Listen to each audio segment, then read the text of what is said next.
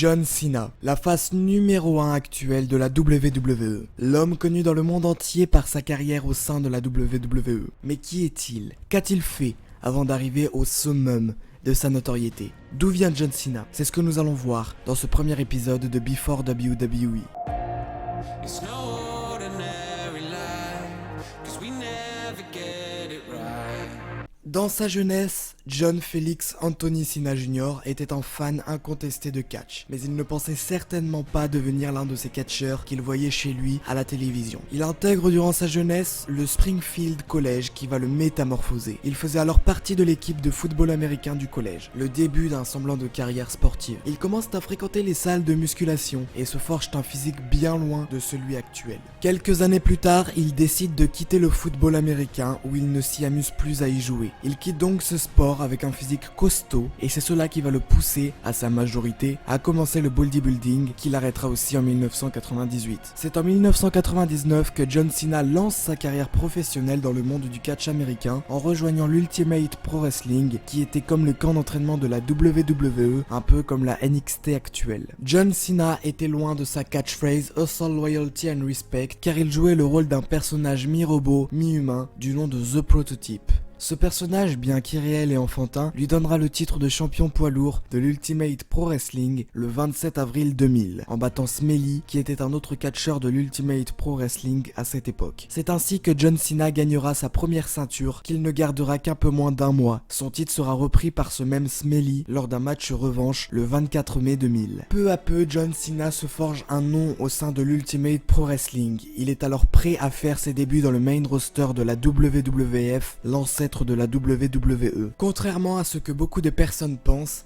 John Cena n'effectua pas ses débuts à la WWF face à Kurt Angle, mais lors de 3 matchs non télévisés durant l'enregistrement de SmackDown en octobre 2000, en janvier 2001 et en mars 2001. La World Wrestling Federation l'engage officiellement et l'envoie dans son club école, l'Ohio Valley Wrestling, pour y poursuivre son entraînement. Pendant son passage à l'OVW, il conserve son pseudonyme de The Prototype, parfois abrégé en Mr. P. Il remporte les championnats par équipe de la OVW avec Rico Constantino le 15 août 2001 en battant en finale d'un tournoi les Disciples of Sin. Il conserve les ceintures jusqu'au 30 octobre où ils sont battus par les Minnesota Stretching Crew qui était un crew composé de Shelton Benjamin et de Brock Lesnar. Il prend également possession du championnat poids lourd de la OVW le 20 février 2002 en battant The Leviathan. Il abandonne le titre au profit de Nova le 15 mai 2002 dans le cadre de son départ pour rejoindre officiellement SmackDown. C'était alors bien l'inverse de sa fameuse catchphrase Never Gives Up.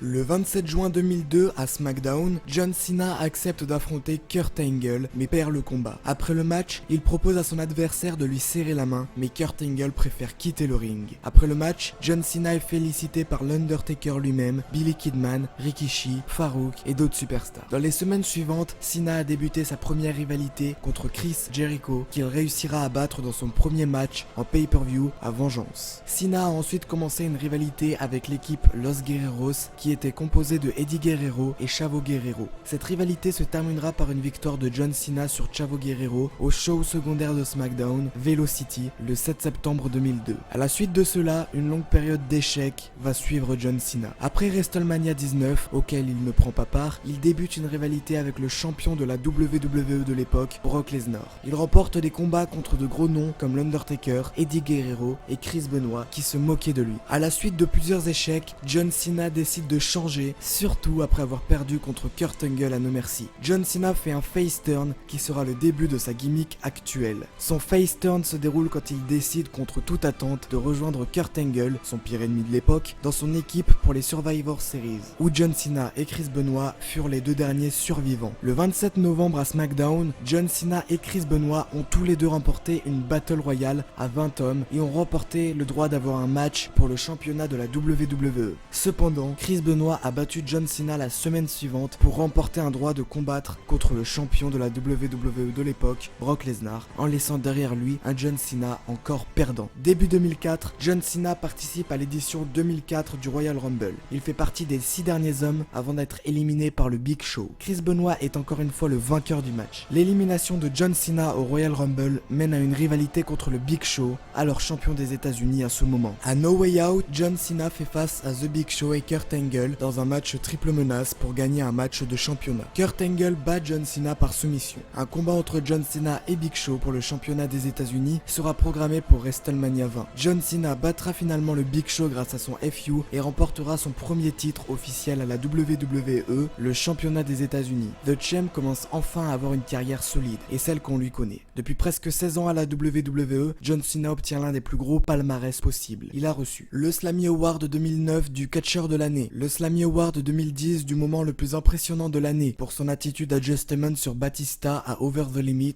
du haut d'une voiture.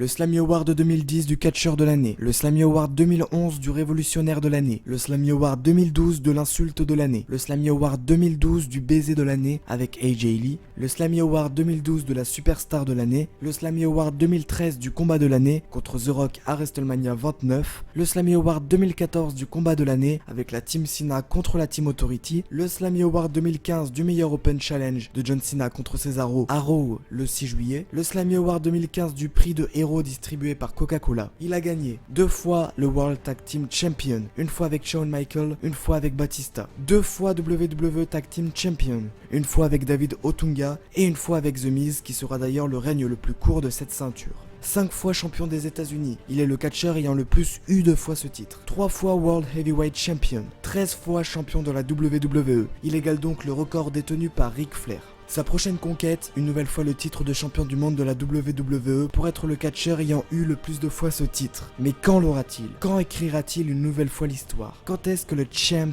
décidera-t-il de stopper sa carrière? Où s'arrêtera-t-il? Sait-il fixer des limites? Il lui reste encore pas mal d'années pour nous le montrer, mais quelque chose est sûr, John Cena restera à jamais le plus grand catcheur de la WWE de l'histoire. Voilà, n'hésitez pas à vous abonner à la chaîne de Wins & Division pour ne rater aucune des futures vidéos en approche sur la chaîne.